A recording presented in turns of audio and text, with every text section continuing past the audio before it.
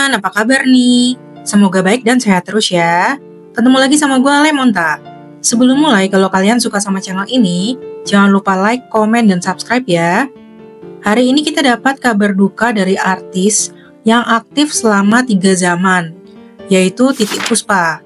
Titiek Puspa tutup usia pada 10 April 2025 di usia 87 tahun di Rumah Sakit Medistra Jakarta.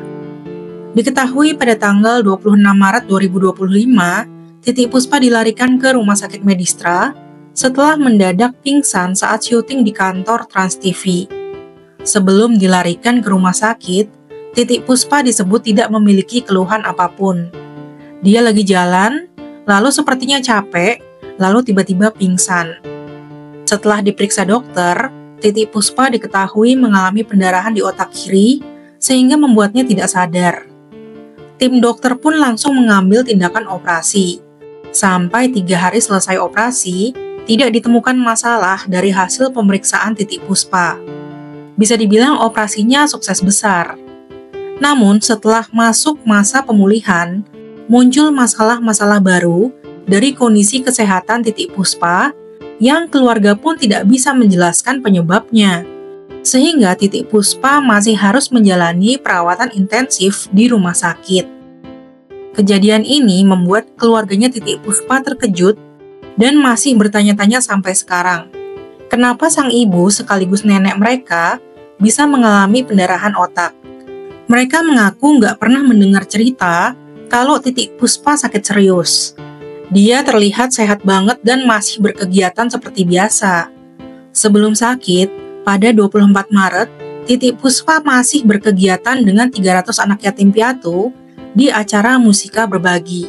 Saat diwawancara, dia juga tidak menunjukkan gejala sulit bicara seperti gejala stroke. Bahasanya lancar. Titiek Puspa sempat diduga mengalami kelelahan. Namun, Peti Tunjungsari putrinya memastikan bahwa waktu istirahat ibunya masih lebih dari cukup. Menurutnya, pada tanggal 25 Maret, ibunya sempat beristirahat dan baru syuting lagi di tanggal 26 Maret. Namun dia tidak tahu pasti apakah pada hari tersebut ibunya masih mengkonsumsi obat seperti jadwal biasanya atau ada yang terlupakan. Diketahui Titiek Puspa memang rutin mengkonsumsi obat hipertensi untuk menjaga tekanan darahnya. Rest in peace, Eyang Titiek Puspa.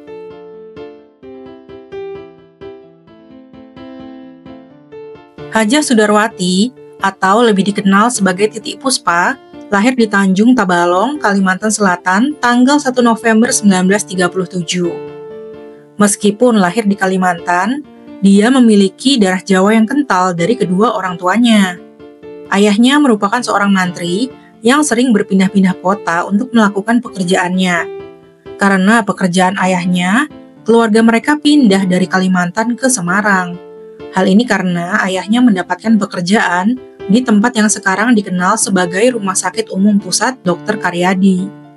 Awalnya semuanya berjalan dengan baik, namun mereka sempat merasakan sengsara setelah Jepang menduduki Jawa pada tahun 1942. Hal ini disebabkan oleh kebijakan militer Jepang tentang produksi dan pendistribusian beras. Saat itu, militer Jepang benar-benar mengatur secara ketat pendistribusian beras. Beras berkualitas terbaik dari Jawa dikirim ke luar Jawa untuk mendukung perang. Sebagai akibatnya, banyak orang jadi kelaparan. Beruntungnya pada saat itu ibunya Titiek Puspa rajin menabung dan sering berjualan kue-kue. Titiek Puspa dan kakaknya juga kompak membantu menjual kue-kue tersebut. Jadi mereka nggak pernah kelaparan. Waktu kecil, Titiek Puspa punya cita-cita menjadi guru TK. Namun setelah memenangkan beberapa kompetisi menyanyi, dia memutuskan untuk menjadi seorang penyanyi. Hal ini ditentang sama keluarganya.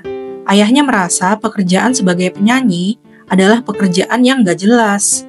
Kakaknya mengatakan bahwa menyanyi hanyalah mempermalukan keluarga. Namun Titiek Puspa tidak peduli dengan larangan keluarganya. Dia tetap mengikuti lomba nyanyi dengan menggunakan nama samaran. Nama aslinya kan Sudarwati.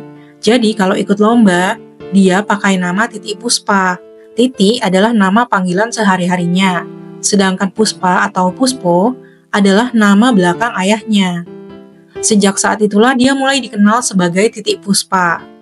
Di tahun 1954, Titiek Puspa yang baru berusia 17 tahun berhasil menjadi juara kontes bintang radio yang diadakan Radio Republik Indonesia.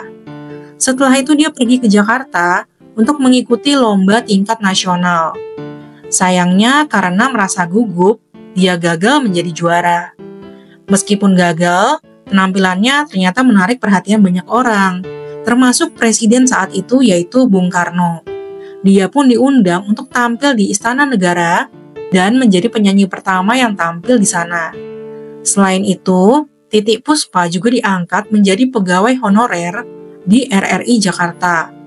Dia ditugaskan untuk menjadi pengisi acara tetap di RRI sesuai jadwal yang sudah ditentukan. Singkat cerita, setelah sukses jadi penyanyi, Titiek Puspa juga menulis lagu dan bermain di beberapa film maupun sinetron. Menurut sebuah sumber, Titiek Puspa menikah pertama kali pada tahun 1957. Namun mereka bercerai di tahun yang sama.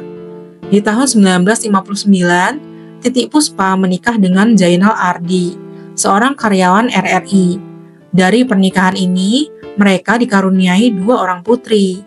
Sayangnya, pernikahan mereka berakhir di tahun 1961. Di tahun 1970, Titiek Puspa menikah lagi dengan seorang musisi bernama Mus Mualim. Sayangnya pernikahan kali ini juga berakhir pada tahun 1990 karena Mus Mualim tutup usia. Selain aktif di dunia hiburan, Titiek Puspa juga masuk ke dunia bisnis. Di tahun 1984, dia mendirikan bisnis catering dengan nama Puspa Catering. Selama berkarir, Titiek Puspa memiliki kepedulian yang besar dengan dunia anak-anak. Hal ini diwujudkan dengan menciptakan beberapa lagu anak.